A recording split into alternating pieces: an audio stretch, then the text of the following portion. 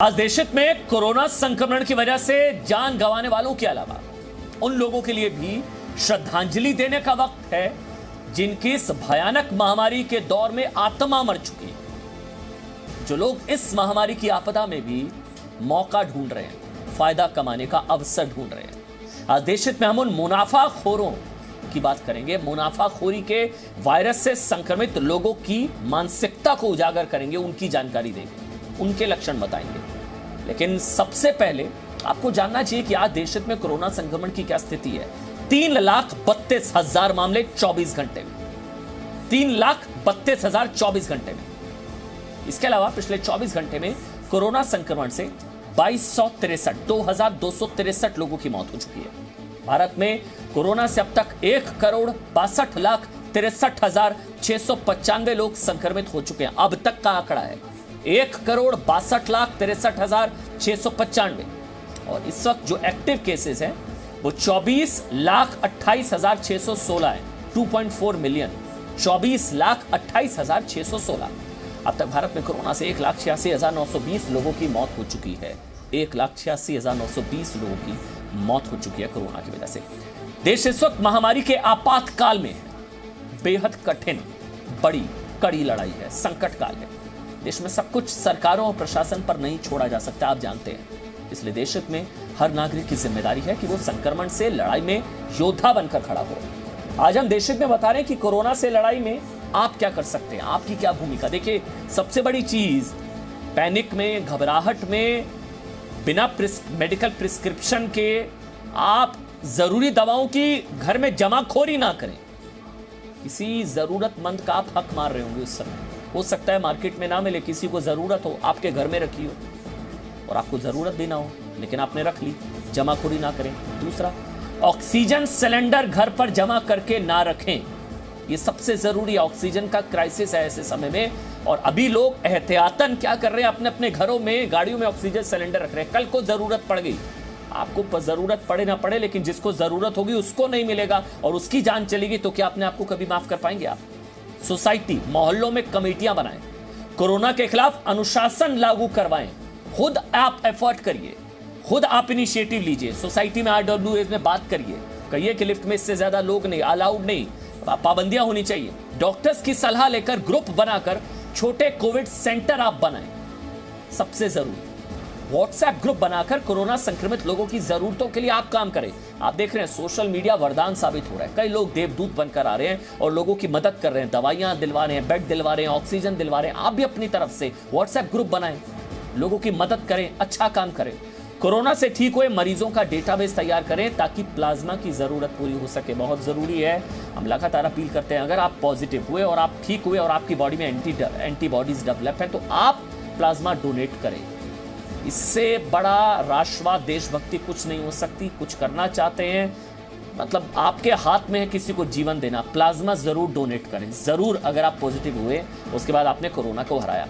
ज्यादा से ज्यादा घर में रहें ताकि संक्रमण की चेन तोड़ी जा सके। ज्यादा से ज्यादा लोगों को वैक्सीन लेने के लिए प्रोत्साहित करें। 8 संकल्प अगर आपने ले लिए ना, तो संक्रमण के खिलाफ आधी लड़ाई हम जीत जाएंगे। आधी लड़ाई तो सरकार लड़ी रही है। संक्रमण से इस वक्त आपको अगर कोई बचा सकता है तो सबसे पहले डॉक्टर, लेकिन उसके बाद खुद आप हैं। देश में सरकारों ने अब तक क्या किया है तो आप देख ही रहे हैं, जान ही रहे हैं कि कितनी तैयारी थी, बस इतनी तैयारी थी, यही तैयारी थी। आप बेहतर समझते हैं, इसलिए देश में हमारी आपसे अपील है कि संक्रमण की चेन को तोड़ने के लिए ये 8 संकल्प आप ले लें, कुछ करिए। नहीं तो देश के अस्पतालों की जो भयानक स्थिति इस वक्त है ना, वो और भयानक हो सकती है, क्योंकि पीक आना भी बाकी है। अभी जो 3,30,000 केसेज हैं, ये मिड में है हम कोरोना के, अभी पीक आना बाकी है, तब ये हाल है। ठीक लखनऊ के सिविल अस्पताल की तरह, जहां पहुंचकर जी मीडिया संवाददाता विशाल पांडे मरीजों की जान बचाने की कोशिश करते थे। रिपोर्ट देखिए। इस वक्त मैं लखनऊ के सिविल चिकित्सालय पर मौजूद हूं और यहां पर कैसी स्थिति है? क्या नाम है आपका? हमारा नाम पेशेंट का। हाँ, आपका नाम? हमारा गीता सोनी जी। क्या समस्या आ रही है? हमारी समस्या ये आ रही है, हमारी बहन जो है एकदम मतलब बेहाल है, मशीन नहीं मिल रही है रखने के लिए। वेंटिलेटर मशीन नहीं, और जब मेरी बहू इतनी ऑक्सीजन नहीं मिल रही है, कोई किट नहीं है। कल सुबह से परेशान है मेरी बहू, सांस लेने दिक्कत हो रही है। ना वेंटिलेटर दे रहे, ना कोई सुविधा दे रहे। मुझे कह रहे हल्दी हटाओ।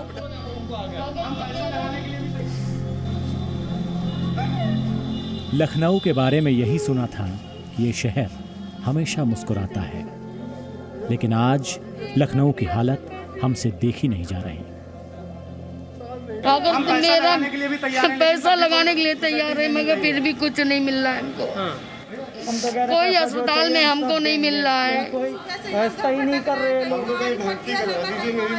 बस सर हमारी बहन को जियाना है बस। कितने दिन से यहाँ पर अभी आप लोग कल डॉक्टर क्या कह रहे हैं? डॉक्टर कह रहे हैं वेंटिलेटर लेके जाओ बाहर के। वो तो कह रहे हैं और कहीं मतलब दिखला दो, यहाँ पे नहीं है।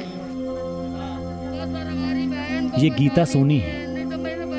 कृष्णा नगर से अपनी बीमार बहन को लेकर सिविल अस्पताल आई थी। डॉक्टर्स के मुताबिक इनकी जान बचाने के लिए वेंटिलेटर बहुत जरूरी था, लेकिन 3 दिनों से लाख कोशिशों के बाद भी इन्हें वेंटिलेटर नहीं मिला। डॉक्टर सीनियर सब गद्दारीपन दिखा रहे हैं। हटाओ अपना मरीज लेके जाओ। मैं कहाँ लेके जाऊँ? रोड पे जाऊँ? सरकारी उनको फीस मिल रही, तनख्वाह सरकार दे रही, किस लिए दे रही है सरकार? या किट नहीं बर्दन से हमें हमारा हक नहीं कि वेंटिलेटर मुझे मिले। गैस किट हमको उपलब्ध कराई जाए। इनका दर्द, इनकी पीड़ा हमें झकझोर रही थी। बस सर हमारी बहन को बचा लीजिए, नहीं तो मेरे बच्चे बर्बाद हो जाएंगे। ये देखो छोटे छोटे बच्चे, भर्ती करवा दीजिए। एक लड़की अंदर बैठी है। बस हमको नहीं चाहिए। हम कोशिश करेंगे आपकी बात सरकार सुने। यहाँ पर आप देखिए सिविल हॉस्पिटल में मरीजों की हालत क्या है। यहाँ पर ये अपने परिवार वालों के लिए वेंटिलेटर मांग रहे हैं, ऑक्सीजन मांग रहे हैं, लेकिन कोई अधिकारी इनकी मदद नहीं कर रहा है। आप आंखों में सिर्फ आंसू यहाँ पर देख पाएंगे। मदद नाम की कोई चीज़ नहीं मिल रही। अधिकारी यहाँ से गायब हैं और बड़ी संख्या में लोग इसी इंतजार में है कब इन्हें ऑक्सीजन मिलेगा, कब इन्हें वेंटिलेटर मिलेगा। अस्पताल सुन ही नहीं रहा था, सरकार पहुंच से बाहर थी। जी न्यूज में शायद इन्हें आखिरी उम्मीद दिखी। हम इनकी उम्मीदों को सिर्फ एक खबर के तौर पर नहीं देख सकते थे। इनके साथ हमने भी कोशिश की कुछ जिंदगियों को बचाने की। हमने लखनऊ के मुख्य चिकित्सा अधिकारी यानी सीएमओ को फोन किया।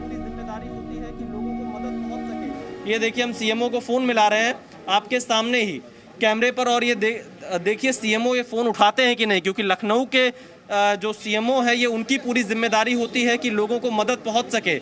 लेकिन यहाँ पर आपको घंटी की आवाज़ तो सुनाई देगी, लेकिन फ़ोन उठाते हुए शायद ना दिखाई दें सीएमओ साहब, क्योंकि इससे पहले जब हमने मिलाया था तो उनकी जो घंटी थी वो व्यस्त कर दे रहे थे। लेकिन सीएमओ ने हमारा फ़ोन नहीं उठाया। ये देखकर गीता और उनकी बीमार बहन के बेटे और परेशान हो गए। उनको जल्दी भर्ती करवा दें। बलरामपुर में वहाँ पे वेंटिलेटर की व्यवस्था है। डॉक्टर अभी कौन बैठे हैं? यहाँ 2-3 डॉक्टर सब बैठे हैं अंदर। हम पढ़े लिखे नहीं। क्या आपके पेशेंट का नाम क्या है? मुन्नी सोनी। मुन्नी सोनी। एक बार हम आप लोग यहीं रहिए, दूरी बनाकर रखिए। जो डॉक्टर हैं उनसे बात करेंगे।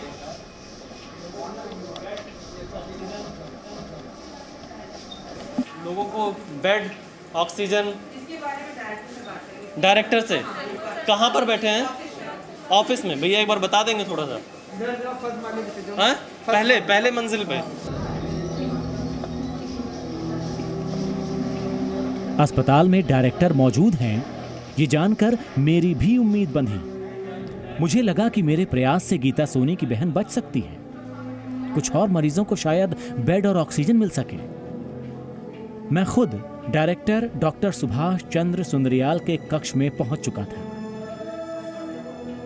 सर अभी भी मुझे 2-3 लोग ऐसे मिले जिनको ऑक्सीजन नहीं मिल पा रही है। बाहर उनके परिवार वाले ये आरोप लगा रहे हैं, रो रहे हैं, बहुत बुरी हालत है। बाहर परिवार वाले आरोप लगा रहे हैं। उनको हमने बताया है कि जहां भी आपको बेड मिले उस पर आप आ जाइए, क्योंकि स्थिति बहुत ख़राब सब जगह है। और जगह मेडिकल कॉलेज में या और प्राइवेट हॉस्पिटल्स में ऑक्सीजन के लिए मना कर दिया है, तो पेशेंट्स आर इन वेटिंग।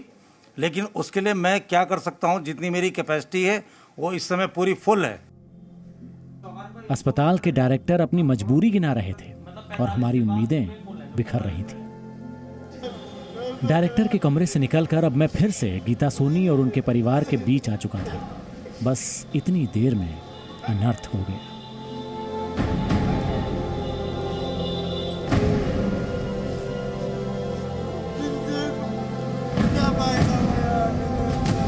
सिर्फ 5 मिनट पहले जिस मरीज की जान बचाने के लिए हम सब जुटे हुए थे, सिर्फ 5 मिनट के बाद देखा तो उस मरीज की सांसें टूट गईं और हमारी उम्मीदें छूट गईं। वो तो जब लाए थे तभी नहीं भर्ती कर रहे थे, किसी तरीके से भर्ती किए, तब से वो लोग बस दवा लाए बाहर से, खिला दिए, काम खत्म। और क्या करें हम बताइए। तो यहाँ किसी डॉक्टर अधिकारी से आप लोगों ने नहीं कहा वेंटिलेटर? सबसे कह चुके हैं, ऊपर से लेके नीचे तक। वो लोग नहीं जानते मरीज की इतनी कंडीशन खराब है तो इनको कहीं फोन करके व्यवस्थित करवा दें, ये इनकी जिम्मेदारी होती है। हम ही को सारे डॉक्टर मालूम हो तो डॉक्टर ही ना करे। सब आदमी को जो डॉक्टर पता नहीं, अभी तो वो लोग रिपोर्ट अभी दिए नहीं है, पता नहीं क्या है। देखिए यहाँ पर स्थिति ऐसी हो गई है कि लोग लगातार मदद की गुहार लगा रहे हैं लेकिन इन तक मदद नहीं पहुँच पा रही है। ये कृष्णा नगर लखनऊ के रहने वाले हैं, इनकी माताजी का अभी अभी निधन हो गया और ये वेंटिलेटर की तलाश में काफ़ी लंबे समय से थे और हम भी इनकी मदद करने की कोशिश कर रहे थे, डायरेक्टर के कमरे तक पहुँचे लेकिन कोई फ़ायदा नहीं हुआ। यहाँ पर लोग दम तोड़ते चले जा रहे हैं पर अधिकारी आंकड़े पेश करने में बिजी हैं। विशाल पांडे, जी मीडिया, लखनऊ। देखिए, सरकार भरोसे मत रहिए, क्योंकि हाईकोर्ट भी कह रहा है कि अब जो है हालात भगवान भरोसे जैसे हैं, तो ना सरकार भरोसे ना भगवान भरोसे, अपनी मदद खुद कीजिए, लोगों की मदद खुद कीजिए। सुपरसोनिक रफ्तार से बढ़ते कोरोना संक्रमण और दवाओं ऑक्सीजन के भीषण हो रहे अकाल के वक्त आज पीएम मोदी एक्शन मोड में नजर आए। 10 राज्यों के मुख्यमंत्रियों के साथ बैठक की प्रधानमंत्री ने। प्रधानमंत्री की बड़ी चिंता देश में जरूरी दवाओं की ब्लैक मार्केटिंग को लेकर थी। होर्डिंग, कालाबाजारी, ब्लैक मार्केटिंग। प्रधानमंत्री ने कहा कि जरूरी दवाओं की ब्लैक मार्केटिंग पर राज्य कड़ी कार्रवाई करें। ऑक्सीजन की सप्लाई में तेजी आनी चाहिए।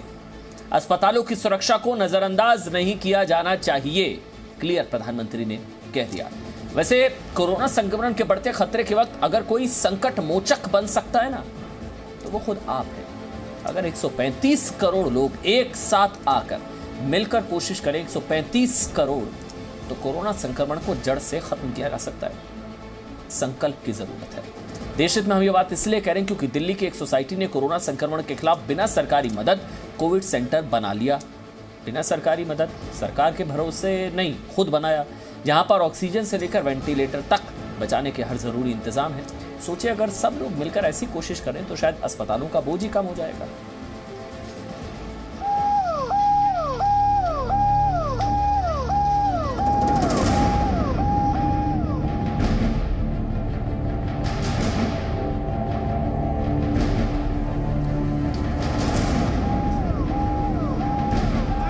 जब देश में संक्रमण सुनामी की रफ्तार से बढ़ रहा है,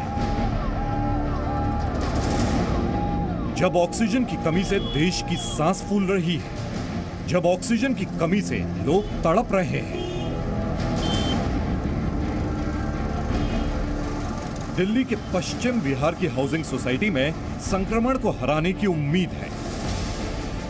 जब अस्पतालों में बेड और वेंटिलेटर कम पड़ रहे हैं, कोरोना संक्रमित एक एक सांस के लिए सिस्टम से लड़ रहे हैं, ऐसे वक्त में इस सोसाइटी में बेड्स और ऑक्सीजन का इंतजाम है। जो हमारे देश के प्रधानमंत्री हैं, उन्होंने अपने देश के नाम संदेश में कहा कि आप छोटा छोटा प्रयास करके ही ये कोरोना की महामारी से बच सकते हैं और अपने आसपास सभी लोगों को बचा सकते हैं। उन्होंने ये भी कहा था कि आप एक स्पेशल टास्क फोर्स बनाएं अपने गली में, मोहल्ले में, अपनी सोसाइटी में, जिससे कि जल्दी से जल्दी मदद मिल जाए और जो केसेस हैं बिगड़ने की बजाय उन पे जो है लगाम लगाई जा सके और हॉस्पिटल से आने से पहले ही आपके पास इंतजाम हो। इसी कड़ी में आज हम पश्चिम बिहार पहुंचे। पश्चिम बिहार में जो फेडरेशन है उसके प्रेसिडेंट लोकेश मुंजाल हैं, उन्होंने एक प्रयास किया है। उन्होंने एक तरह से एक छोटा कोविड सेंटर बनाने की कोशिश की है कि जो इमीडिएटली मदद है वो लोगों को मिल जाए। दिल्ली की पश्चिम विहार सोसाइटी में छोटा कोविड सेंटर खोला गया है। कोरोना संक्रमितों की मदद के लिए एक टास्क फोर्स बनाई गई है। ऑक्सीजन सिलेंडर और ऑक्सीजन कंटेनर तैयार किए गए हैं और कोरोना से इलाज के लिए सभी जरूरी इंतजाम है ताकि सोसाइटी में संक्रमितों को इलाज के लिए भटकना न पड़े।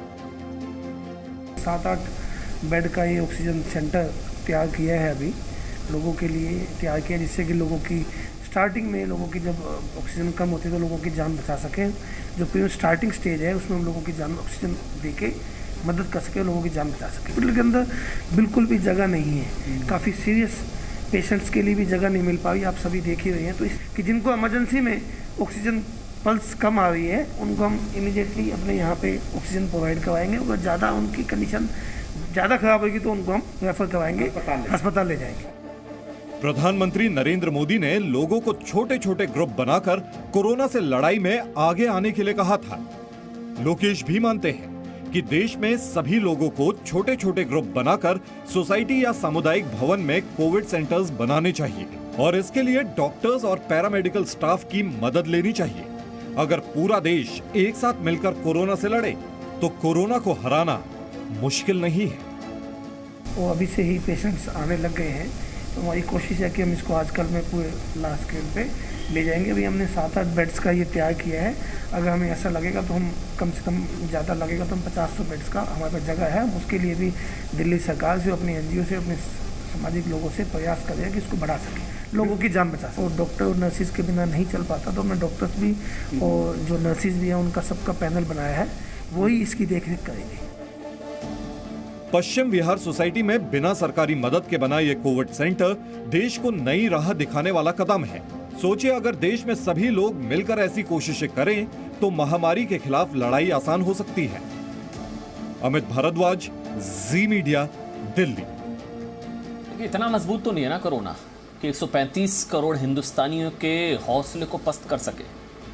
जिस दौर में लोगों को ऑक्सीजन सिलेंडर नहीं मिल रहा है, वहाँ हम आपको ये बताएंगे कि आप अपने घर के लिए पोर्टेबल वेंटिलेटर कहाँ से ले सकते हैं।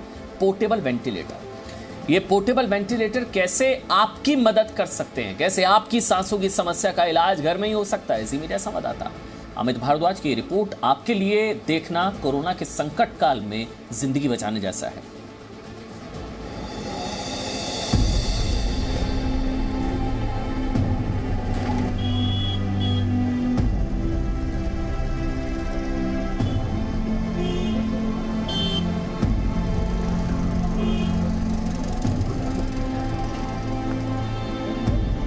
दिल्ली से सटे गाजियाबाद के इंदिरापुरम के गुरुद्वारे की तस्वीर है।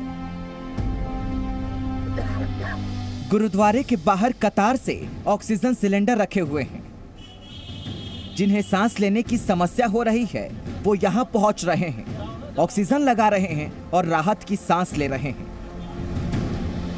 5-6 हॉस्पिटल मैंने ट्राई करे, सबने मना कर दिया, गेट बंद, अंदर ही नहीं जा सकते आप।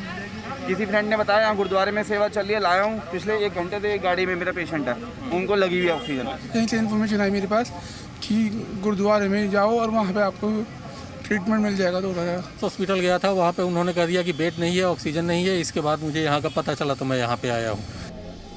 कुछ ऐसी ही तस्वीरें दिल्ली के अलग अलग अस्पतालों की हैं। दिल्ली के GTB अस्पताल में बिस्तर नहीं है तो लोगों के लिए बाहर ही ऑक्सीजन सिलेंडर की व्यवस्था कर दी गई है। कोई कुर्सी पर बैठा है, कोई गाड़ी के अंदर तो कोई स्ट्रेचर पर लेटकर ऑक्सीजन ले रहा है। ये तस्वीरें डराने वाली हो सकती हैं, लेकिन हमें डरना नहीं है, क्योंकि एक ओर कोरोना का कहर है तो दूसरी ओर इससे बचने के उपाय। ऐसे में हम आपको ये बताना चाहते हैं कि अगर आपको अस्पतालों में जगह नहीं मिल रही है, ऑक्सीजन सिलेंडर नहीं मिल रहा है, तो घबराइए मत, क्योंकि अब पोर्टेबल वेंटिलेटर के जरिए आपके लिए ऑक्सीजन की व्यवस्था हो सकती है। देखिए, एक्साल्टा इनबिल्ट की ये वो मशीन है जो आपके घर पर लग सकती है और सिर्फ 1 बोतल पानी में आपके लिए ऑक्सीजन की व्यवस्था कर सकती है। नोएडा के आशुतोष वर्मा ने इसे तैयार किया है, जो आज की तारीख में प्राण रक्षक से कम नहीं है। आपके मन में अब ये सवाल होगा कि ये काम कैसे करता है, तो इसके लिए हमने आशुतोष से बात की। यहाँ पर केवल 200 ml वाटर आपको डालना है और 200 ml वाटर या 500 ml वाटर जो है वो सफिशिएंट है 1 वीक के लिए, 1 सप्ताह के लिए सफिशिएंट हो जाता है। बस इतना करना है, बटन को ऑन ऑफ करना है, आपकी मशीन चालू हो जाती है। और होने के बाद में ये जो मास्क है, इस मास्क को आपको सिंपल तरीके से जो भी पेशेंट है वो अपना पहनने के बाद में इससे सांस लेना स्टार्ट कर देगा। ये कोई भी नॉर्मल पानी होगा? नहीं, ये वाटर जो है वो 0 TDS वाटर यूज करना होता है, या फिर नॉर्मल RO का पानी भी हम यूज कर सकते हैं। कोरोना संक्रमण की वजह से देश में अब तक 1,86,920 लोगों की मौत हो चुकी है। पूरे देश को कोरोना संक्रमण से जान गंवाने वाले लोगों को श्रद्धांजलि देनी चाहिए और साथ ही हमें उन लोगों की आत्मा की शांति के लिए भी प्रार्थना करनी चाहिए जिनकी इस भयानक वक्त में आत्मा मर गई है। कोरोना महामारी की आपदा में वो कमाई के अवसर ढूंढ रहे हैं, ऐसी जरूरी चीजों की कालाबाजारी कर रहे हैं जो इस वक्त जिंदगी बचाने के लिए सबसे जरूरी है। आज देश हित में सबसे पहले हम आपको बताना चाहते हैं कि वो कौन लोग हैं जिनकी महामारी की वजह से आत्मा संक्रमित हो गई। उनकी एक लिस्ट है और इस लिस्ट में सबसे पहले आते हैं वो लोग जो ऑक्सीजन की कालाबाजारी कर रहे हैं, जिसकी आज सबसे ज्यादा जरूरत है। कोरोना फेफड़ों पर असर कर रहा है, लोगों का ऑक्सीजन लेवल डिप हो रहा है, ऑक्सीजन सिलेंडर की जरूरत है, लेकिन ऐसे दौर में भी लोग ऑक्सीजन की कालाबाजारी कर रहे हैं। इसी के साथ लिस्ट में उन लोगों का नंबर भी आता है जो लोग रेमडेसिविर जैसी जीवन रक्षक दवाओं की ब्लैक मार्केटिंग कर रहे हैं, कालाबाजारी कर रहे हैं। हजारों रुपए की कीमत वसूली जा रही है रेमडेसिविर के लिए और वो लोग देने के लिए मजबूर हैं जिनके मरीज अस्पताल में जिंदगी और मौत के बीच झूल रहे हैं। इस लिस्ट में उन लोगों का नंबर भी है जो बिना वजह अपने घर में दवाओं को या फिर ऑक्सीजन को स्टॉक कर रहे हैं, भर रहे हैं। वो भर कर रख रहे हैं कि शायद उन्हें जरूरत पड़ जाएगी, लेकिन वो नहीं जानते कि इसी वजह से जिन्हें आज इस वक्त जरूरत है उन्हें वो दवाएं, वो ऑक्सीजन सिलेंडर नहीं मिल पा रहे क्योंकि आपने बेवजह उसे अपने घर में भर लिया है।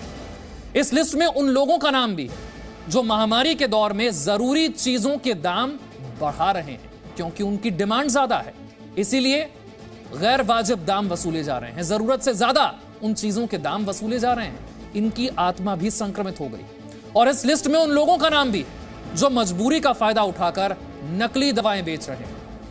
जब कोरोना महामारी जीवन पर ऐसे ही भारी है, नकली दवाएं बेचकर ये लोगों की जिंदगी के साथ खेल रहे हैं।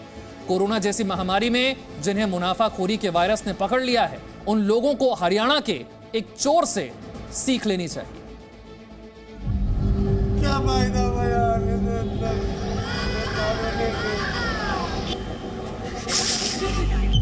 ये देखो छोटे छोटे बच्चे देश दर्द में है। और के विनती की है, कल वहाँ पर भी गए, नहीं नहीं मशीन नहीं है यहाँ पे। कहीं ऑक्सीजन के लिए लाइन है,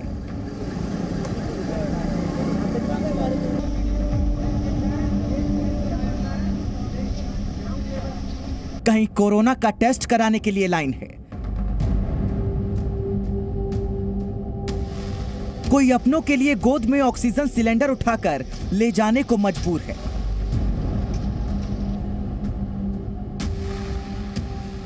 कोरोना संक्रमण से कई लोगों को अपनी जान गंवानी पड़ रही है।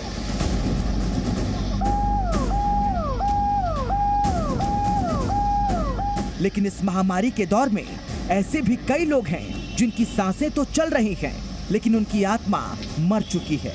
ये लोग हैं महामारी के मुनाफाखोर।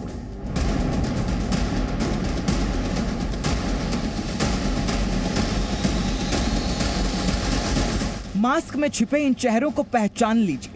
महामारी के दौर में इन लोगों को मुनाफाखोरी के वायरस ने जकड़ लिया था, जिसकी वजह से ये लोग कोरोना की संजीवनी बनी दवाई रेमडेसिविर की कालाबाजारी कर रहे थे।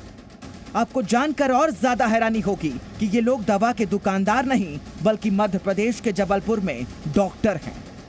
एक तरफ देश भर में डॉक्टर कोरोना मरीजों की जान बचाने में जुटे हुए हैं, दूसरी तरफ ये दो डॉक्टर बेबसी के वक्त में लोगों की जेब काटने में लगे हुए थे। इन पर रेमडेसिविर इंजेक्शन की ब्लैक मार्केटिंग का आरोप लगा है। ये लोग रेमडेसिविर के 2 इंजेक्शन 19,000 रुपए में बेचने की कोशिश कर रहे थे, लेकिन रंगे हाथ पकड़े गए। जबलपुर में ही 2 लोगों के खिलाफ दवाओं की कालाबाजारी के आरोप में NSA लगाया गया है। मध्य प्रदेश में दवाओं की ब्लैक मार्केटिंग करने वालों पर राष्ट्रीय सुरक्षा कानून लगाने का पहला मामला है। राष्ट्रीय सुरक्षा कानून के तहत 6 महीने की जेल की सजा है। आप लोगों को आश्वस्त करना चाहता हूँ कि जो भी कालाबाजारी करेगा या इन दवाइयों की कालाबाजारी करेंगे और उसके यदि शिकायत लिखित में प्राप्त होती है, उसके पास प्रमाण हैं, तो इसके विरुद्ध सख्त से सख्त कार्रवाई की जाएगी। उसके विरुद्ध NSA या रासुका भी लगाया जाएगा।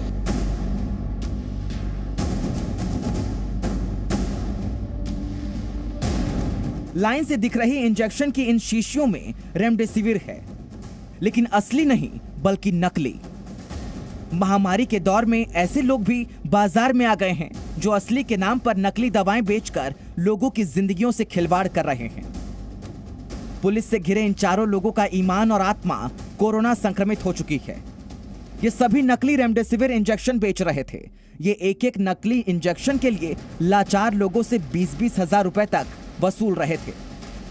इनमें से कोई मेडिकल का छात्र है तो कोई मेडिकल स्टाफ।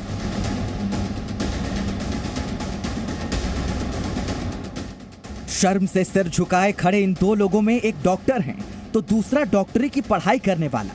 मोटा मुनाफा कमाने की लालच ने इन्हें सलाखों तक पहुंचा दिया। राजस्थान के उदयपुर में कार्डियोलॉजी डॉक्टर मोहम्मद आमिर खान और MBBS सेकेंड ईयर की स्टूडेंट मोहित पाटीदार को गिरफ्तार किया गया है। इन पर रेमडेसिविर इंजेक्शन की ब्लैक मार्केटिंग का आरोप है। ये 3,000 रुपए वाले इंजेक्शन को 35,000 रुपए में बेच रहे थे। हेलो। हाँ जी भैया। जी सर बताइए। कुछ कम करो यार भैया। सर मैं कितना मुझे बताओ सर, 30 में तो आगे से डील कर रखी है। अच्छा देखो यार, गरीब आदमी है यार। मैं क्या करूँ मुझे बताओ। मैं तो आपकी कहने पे आगे बात करी, उसने 30 में डील कर रखी है आगे। मैक्स टू मैक्स मैं उससे कन्विंस करूंगा 30 नहीं बन क्या 31 में कन्विंस होगा वो, क्या मतलब 30 कम क्यों जाएगा ही यहाँ।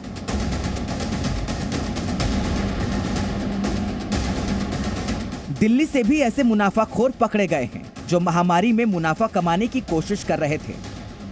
दिल्ली पुलिस क्राइम ब्रांच ने 2 अंतरराज्यीय गैंग को पकड़ा है। ये गैंग रेमडेसिविर इंजेक्शन 25 से 40 हजार रुपए में बेचता था। गैंग के सदस्य पंजाब या दूसरे राज्यों से इंजेक्शन लाकर दिल्ली में बेचते थे।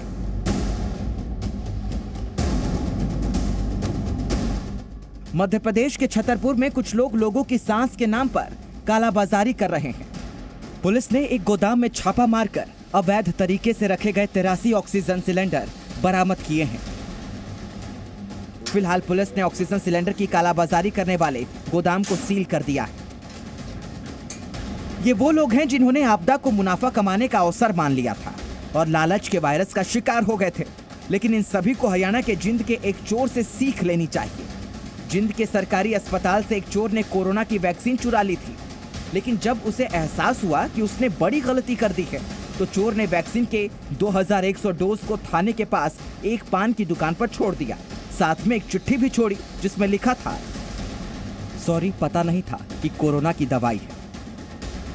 सोचिए, कोरोना महामारी में एक चोर भी अपने फर्ज को समझ गया और वैक्सीन वापस देकर चला गया।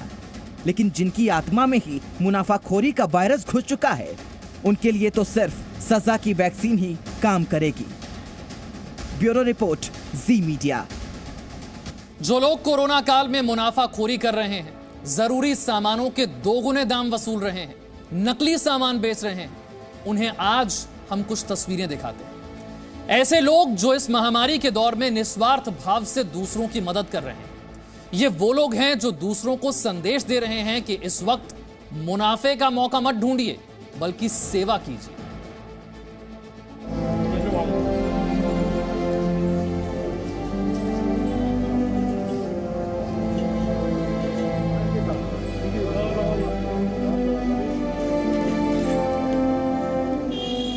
सड़क पर मरीज, साथ में ऑक्सीजन।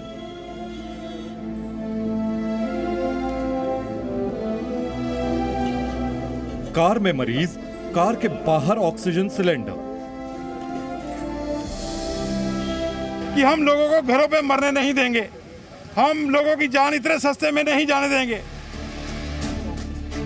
ये तस्वीरें किसी अस्पताल के बाहर की नहीं है, बल्कि ये तो एक गुरुद्वारे के बाहर की तस्वीर है। आपने सुना होगा कि गुरुद्वारे में लंगर खिलाया जाता है, लेकिन गाजियाबाद के इस गुरुद्वारे ने तो कोरोना काल में ऑक्सीजन का लंगर ही शुरू कर दिया है। जी हां, ऑक्सीजन का लंगर। महामारी में मानवता की मिसाल। गाजियाबाद के इंद्रपुरम इलाके में इस गुरुद्वारे के बाहर कोरोना संक्रमित मरीजों को मुफ्त में ऑक्सीजन दी जा रही है। इस वक्त ऑक्सीजन को लेकर जितनी मारामारी चल रही है उसके हिसाब से अब अस्पतालों में भी लोगों को ऑक्सीजन की जो डिमांड है वो पूरी नहीं हो पा रही है। वहाँ पर पेशेंट्स परेशान हैं और जिन लोगों को अभी ऑक्सीजन की ज़रूरत है और जो हॉस्पिटल में नहीं है उनकी मदद करने के लिए बहुत से लोग आगे आ रहे हैं। इस वक्त मैं इंदिरापुरम में मौजूद हूँ जहाँ पर गुरुद्वारा है और वहाँ उस गुरुद्वारे में अब ऑक्सीजन का एक लंगर आपको देखने को मिलेगा, यानी कि जो ज़रूरतमंद लोग हैं जिन्हें ऑक्सीजन की बेहद ज़्यादा ज़रूरत है वो लोग यहाँ पहुँच रहे हैं, उनकी मदद की जा रही है। और कोशिश यही है कि किसी भी व्यक्ति की ऑक्सीजन की कमी के कारण जान ना जाए, इसी को देखते हुए यहाँ पर बाहर सड़क पर लगाना पड़ गया है कि ऑक्सीजन सिलेंडर मौजूद हैं। यहाँ पर लोग पहुँच रहे हैं जिनके ऑक्सीजन लेवल कम हो रहा है, वो लगातार यहाँ पहुँच रहे हैं। गुरुद्वारे ने बड़े बड़े ऑक्सीजन सिलेंडर के इंतजाम किए हैं। कोई मरीज कार में बैठा हुआ है और बाहर रखे सिलेंडर से ऑक्सीजन की सप्लाई हो रही है। कोई गुरुद्वारे के बाहर बेंच पर बैठकर सांस वापस पाने के लिए ऑक्सीजन ले रहा है। मैक्स स्पेशलिटी हॉस्पिटल है, फिर हम यहाँ गए, उन्होंने बिल्कुल मना कर दिया कि हमारे पास कोई भी जगह नहीं है, आप यहाँ से कहीं और ले जाओ। फिर हमने दूसरा हॉस्पिटल नवीना हॉस्पिटल ट्राई किया, फिर हमने सर्वोदय हॉस्पिटल ट्राई किया, कहीं हमें जगह नहीं मिली। देन मैंने अपने सर्कुलेट किया मैसेज अपने व्हाट्सएप ग्रुप पे ऑफिस के, तो वहाँ से कहीं से इन्फॉर्मेशन आई मेरे पास कि गुरुद्वारे में जाओ और वहाँ पे आपको ट्रीटमेंट मिल जाएगा। तो बाकी हॉस्पिटल सबने हाथ ऊपर कर दिए, सारे सबने हाथ खड़े कर दिए, ऑक्सीजन ही नहीं है, बेड नहीं है। गुरुद्वारे के सेवादार और डॉक्टर साथ साथ मिलकर यहाँ आने वाले मरीजों को ऑक्सीजन दे रहे हैं। यहाँ पर ज़्यादातर जो पेशेंट आ रहे हैं वो सारे वही ऑक्सीजन नहीं होने की कमी की वजह से आ रहे हैं। और जो अभी तक सुबह से जो हमारे पास करीब 60-70 पेशेंट्स आए हैं, लेकिन ज़्यादातर जो प्रॉब्लम हो रही है वो आ रही है शुगर्स वाले पेशेंट्स को, जिनका शुगर हाई हो रहा है ना, उनका क्या हो गया स्टेबल हो रहा है, ऑक्सीजन स्टेबल होकर के 70 और 75 के बीच में रह जा रहा है। तो वो पेशेंट्स के लिए हम सीधा कह रहे हैं कि यहाँ पर हम नहीं कर पाएंगे, उनको हम यहाँ से भेज रहे हैं। बट जो स्टेबल पेशेंट है उनको कर रहे हैं और मोस्ट ऑफली 2-3 घंटे करने के बाद, जैसे इनका 61 था, हमने इनको पहले रेस्ट करने दिया। थोड़े पैनिक हो के भी पेशेंट आते हैं तो ऑक्सीजन कम हो जाता है, तो हम इनको पहले रेस्ट कराए, रेस्ट कराने के बाद कर रहे हैं तो 90 में आ रही है। गुरुद्वारा का प्रबंधन संभालने वाले मुफ्त में लोगों को ऑक्सीजन की सप्लाई दे रहे हैं, लेकिन इन्हें भी डर है कि कहीं इन्हें ऑक्सीजन मिलने में मुश्किल ना आए। इस लोगों की देखिए आप, इनकी सेवा के लिए बैठे हुए हैं और कोई हमें खतरा नहीं है, कोई कोविड नहीं। लोग अपने परिवार के आदमी को हाथ नहीं लगा रहा, बट हम इनके साथ जुटे हुए हैं, इनकी सेवा में लगे हुए हैं। प्रशासन से एक मेरी हेल्प है, आप प्लीज़ हमें ऑक्सीजन प्रोवाइड करा दीजिए। हम कम से कम आपके 10 ऑक्सीजन सिलेंडर से 500 आदमी की लाइफ बचाएंगे, 500 आदमी की।